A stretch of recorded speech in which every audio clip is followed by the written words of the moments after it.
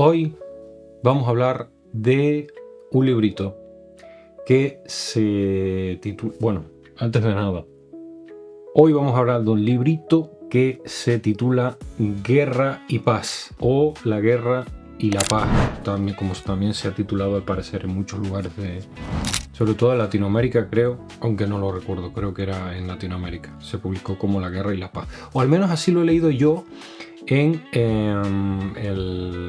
la fiesta del Chivo. En la fiesta del Chivo hay un momento dado donde un personaje pues describe que está leyendo novelas decimonónicas y nombra La Guerra y la Paz. En fin, Guerra y Paz, de León Tolstoy, un libro que he tardado aproximadamente unos 2 meses en leerme. Fue el último libro que me leí el año 2024 y bueno, quería hablar de él porque es un libro muy importante. León Tolstoy nace en 1828 en el seno de una familia más bien noble. Se queda huérfano y es criado por su familia, y cuando va a la universidad, creo que si mal no recuerdo era en Kazán, una ciudad muy importante para Rusia. Se va a estudiar Kazán, creo que era justicia y algo de letras también. Y bueno, al final decide que deja de estudiar y que se va al campo a escribir. No, es una cosa de estas que sean los nobles, cosas de gente rica, en fin. Y bueno, al final de su carrera escribe varias novelas, que son sus novelas más importantes, como son Ana Karenina y Guerra y Paz. Ahora no recuerdo, creo que Guerra y Paz es anterior a Ana Karenina. Ana Karenina. Es que me da cosa no pronunciarlo bien, en fin. Bueno, sí, de hecho voy a buscarlo, lo tengo aquí. A ver, Guerra y Paz se publica en 1869. Si mal no recuerdo, Ana Karenina es de 10 años después, aproximadamente. No lo sé. Bueno, en fin, Guerra y Paz en el año 1865-69. En el año 1869, Tolstoy publica Guerra y Paz. Y lo publica de una forma muy interesante, porque antiguamente las novelas decimonónicas se publicaban por partes, ¿no? Por fragmentos, por así decirlo, y luego se compilaban y bueno. Pero en esta novela, Guerra y Paz, se editó completa y se publicó completamente, y creo que fue una edición de unos 4 tomos aproximadamente, en ruso evidentemente, y se convirtió en una novela muy importante para la historia, para la literatura universal, ni más ni menos. ¿Y de qué va Guerra y Paz? Pues Guerra y Paz va de la invasión de Napoleón. Y no tanto invasión, hay una invasión evidentemente. Todo el mundo conoce la historia, esto no es un spoiler, la historia es la que es. Napoleón finalmente invade Rusia a principios del siglo XIX. Las guerras napoleónicas, bueno, se dan en el siglo XIX, ¿no? Al final de la Revolución Francesa, acaba la Revolución Francesa, llega Napoleón al poder y Napoleón se vuelve absolutamente loco y empieza a conquistar Europa. Llega a sitios donde lo largan a patadas, como es el caso de España, como no podía ser de otra forma, evidentemente. Pero la verdad es que se extiende por toda Europa y efectivamente acaba llegando a la misma ciudad de Moscú. Luego pasa lo que pasa y pasó lo que pasó. Pero bueno, en fin, para no seguir hablando de historia, vamos a seguir hablando del libro. Es que el libro, a pesar de ser una novela, podría ser una novela histórica, porque hay datos digamos, los hechos que se dan dentro del libro, pues en su mayoría fueron reales. Es decir, la guerra de Austerlitz, la invasión de Rusia, evidentemente, la toma de Moscú, hay detalles muy, muy realistas de las batallas, y todo eso pues evidentemente es real. Luego puede estar construido en una ficción, pero no deja de ser. Es un híbrido extraño, porque es una novela que habla mucho de historia y también filosofía. Bueno, ya que voy a hablar de la estructura. En esta edición de Penguin Clásicos, la novela, al parecer, se divide en varios tomos. Bueno, evidentemente todo esto depende de la edición. Al parecer, la primera edición se publicaron 4 tomos y luego, pues las ediciones ha habido miles y miles de ediciones, ¿no? En esta edición yo tengo esta edición de Penguin Clásicos, compacta, evidentemente. Las letras son pequeñitas, no tan pequeñitas como Los Miserables, pero es bastante pequeñita. No sé, tampoco es tan pequeñita. Y bueno, la novela, al parecer, tiene 1400 páginas. En esta edición que yo tengo, tiene concretamente 145 páginas. 145 páginas. 1175 páginas concretamente tiene esta edición. Y bueno, esta edición he escuchado por ahí que no es la mejor edición, porque esto también es un tema, ¿no? Están, evidentemente, la novela original está en ruso, pero han habido traducciones, y cuando uno traduce una novela, quien dice una novela dice cualquier cosa, de un idioma tan diferente al ruso como es el español o el inglés, pues hay cosas, no hay cosas. Y yo he detectado que en esta edición hay mucha gente que no le gusta, hay algunas personas que no les gustan, y yo he notado algunas cosas que no me han terminado de... A ver, yo no tengo ningún criterio a la hora de criticar si hay una buena traducción, porque primero no sé ruso, y segundo, tampoco sé inglés, pero no sé tanto inglés como para decir que la traducción se ha hecho bien la traducción del inglés al español, porque esta traducción es de una traducción, la traduce una chica. Bueno, de hecho lo voy a buscar. Este vídeo iba a intentar que no durase más de 20 minutos, ya estoy viendo que no, evidentemente soy un desastre. Esta edición es de Gala Arias Rubio. Dice al inicio: para preparar esta edición se han utilizado textos publicados por E.E. Seidenur en... no sé exactamente qué es eso, y lo buscaré y lo pondré por aquí, no sé, en un lado de estos. En 94 tomos de herencia literaria, materiales manuscritos de los tomos 13 y 16 de la edición conmemorativa de 90 tomos de las obras completas de León Tolstoy, y también de la edición en vida Tolstoy de la novela publicada en 4 tomos en el año 873. Con lo cual, esto quiere decir que lo que he dicho anteriormente es porque me he fumado un petardo y no tiene ni puto sentido. Bueno, sí es cierto en que se publicó en 4 tomos en el año 1873, perdón. Y bueno, esta no... hay mucha gente que no, dice que no, como que no le convence. Hay una traducción que parece ser que es la mejor, que es de un señor. Yo vi un vídeo de un señor que tradujo, que bueno, traduce textos en ruso. No recuerdo el canal, si lo encuentro lo pondré por aquí también, el vídeo, la captura, para que lo veáis. Y bueno, aparece esa traducción, es bastante buena. Dicen que la mejor es la de Alba Editorial, una edición muy bonita en tapa dura, con un lomo dorado, muy bonita la verdad. Yo no descarto comprar una edición de ella. Concreta, no sé si de Guerra y Paz, porque no es una novela que... A ver, yo me la leería otra vez, pero me la leería otra vez, no sé, con 40 años, por ejemplo, o con 60. Digamos que no es una novela que me haya vuelto especialmente loco, como no es el caso, por ejemplo, de Ana Karenina, que es una novela que me encanta. Madre mía, o sea, esto es impresionante.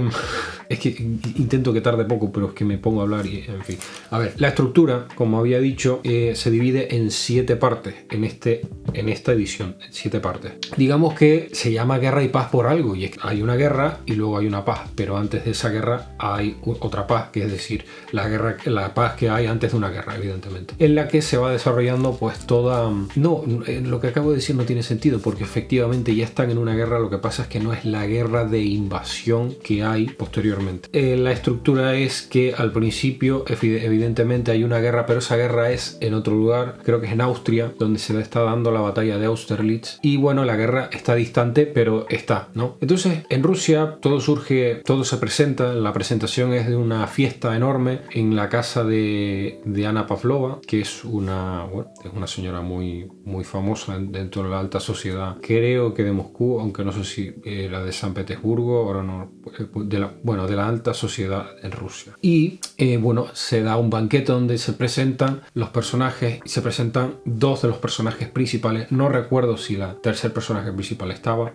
no lo recuerdo, la verdad. A ver, nos encontramos con el primer personaje, que es Pierre Besugov, y Andrei Volkonsky. Son 2 personajes que digamos que son los que van a variar la trama, y luego un personaje terciario que es un personaje femenino, que es Natasha Rostova, que para mí es el personaje más interesante. O sea, yo entiendo, digamos que yo podría empatizar más con Pierre, por lo que veremos a continuación, pero la verdad es que me parece mucho más interesante el personaje de Natasha, porque tiene mucho más personalidad, mucha más, no sabría explicarlo, mucha más personalidad, mucha más profundidad.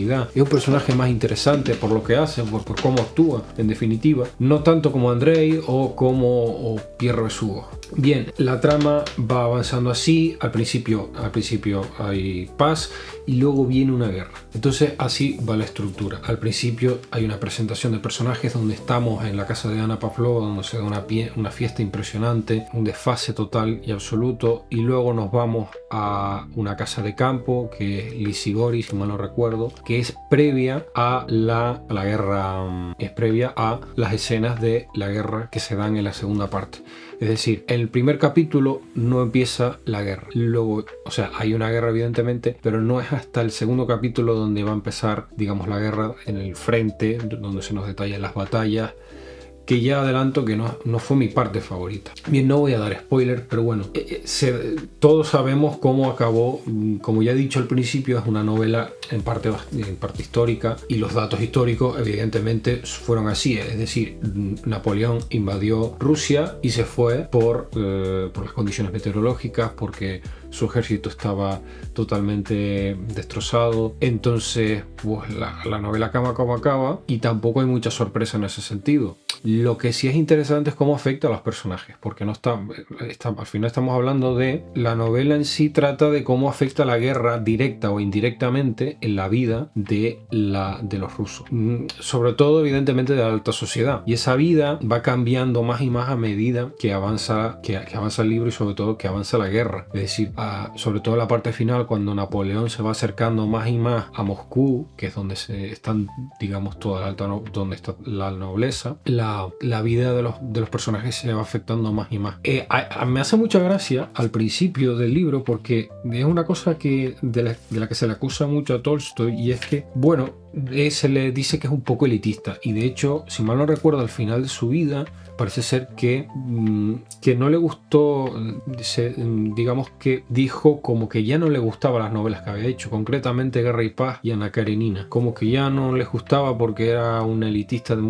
Al final de la vida de Tolstoy se convirtió en una especie de hombre que renunció a todas sus riquezas. En fin, bueno, hay muchas obras. Tolstoy era una persona muy creyente, y de hecho tiene otras obras como Dios está en vosotros o algo así. El reino de Dios está en vosotros, libro que he comprado y que espero leer pronto. Pero digamos que reculó de todo esto. Se le acusa mucho de ser una persona, de ser elitista, y es verdad, sobre todo por la nota previa, en la que explica efectivamente eso, que le da igual, que bueno, que sí, que es elitista, pero que le da igual, pero porque solo escribe de la alta nobleza, porque el lugar en el que él se ha desenvuelto, y es el lugar en el que él ha vivido básicamente, y el que más interesante le parece. Pero es que en la nota dice, en la nota previa a empezar el libro, aclara que bueno, que esto le da igual, y que no va a escribir historias de gente que se hurga la nariz, como diciendo, no va a ser historias de gente del pueblo llano. Historias como la de Dostoyevsky, como, no sé, Dostoyevsky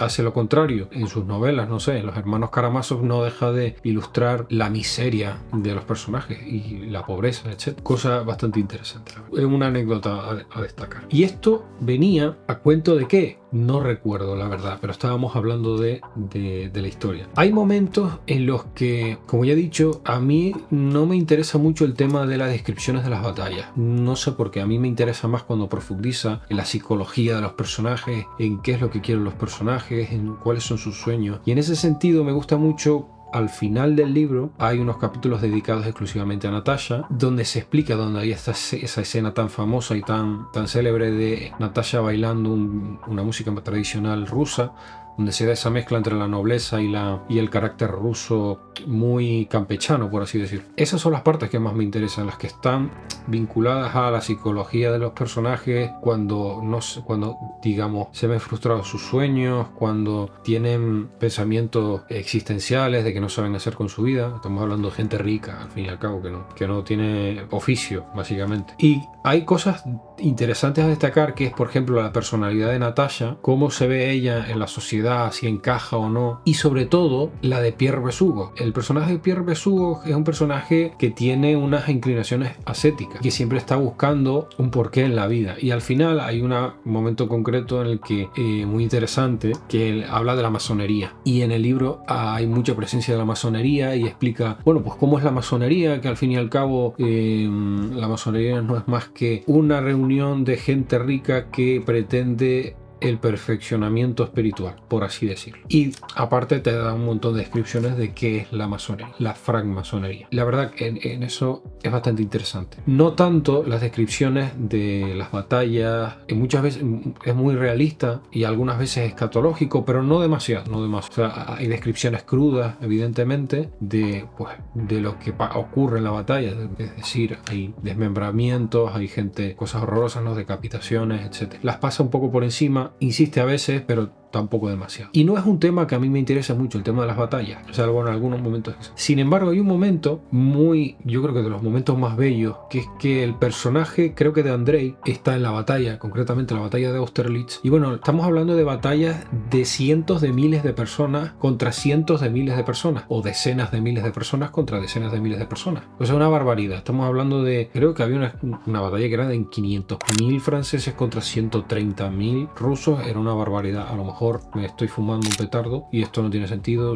Los números, bueno, los números son números muy grandes, ¿no? Son batallas enormes. Entonces, imagínate una batalla de esas, con toda esa gente, enorme espacio que ocupará esa batalla. Entonces, pues hay gente que va desorientada por ahí, herida, o traumatizada, en shock. Y eso, hay una parte, es muy bonito porque la atmósfera previa, Andrei vaga por el monte cerca de un pueblo y escucha y ve el fuego y escucha los sonidos de la guerra, camina perdido y se encuentra con el emperador de Rusia, creo que era Alejandro I.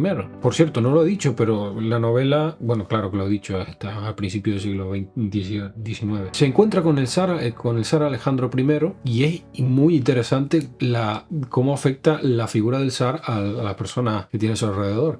El zar básicamente es como una divinidad para estas personas. Entonces cuando cuando Andrei se encuentra con Alejandro, está perdido en el campo de batalla también. Claro, se da una cosa muy interesante que es la diferencia que hay entre la figura, digamos, divina del zar y las condiciones en las que se encuentra. Está sucio, creo que estaba llorando, estaba desorientado completamente, y sin embargo Andrei observaba al zar de esa forma, tan noble y tan majestuosa. Eso es bastante interesante. He etiquetado el libro muchísimo, no tanto. Hay algunas partes que me han llamado muchísimo la atención y las he subrayado. Y bueno, ya digo, el libro me ha gustado, no puedo decir que me haya vuelto loco, pero no sé, me ha gustado, me ha parecido interesante. Creo que merece relectura, porque tiene mucha enjundia, es un libro enorme, son 1175 páginas, como dije. Creo que tiene las mismas páginas que los hermanos Karamazov. Pero bueno, es un libro que vale muchísimo la pena, es un clásico, un clásico que todos los tiempos, ¿no? El clásico, si es un clásico es por algo y es porque es bueno.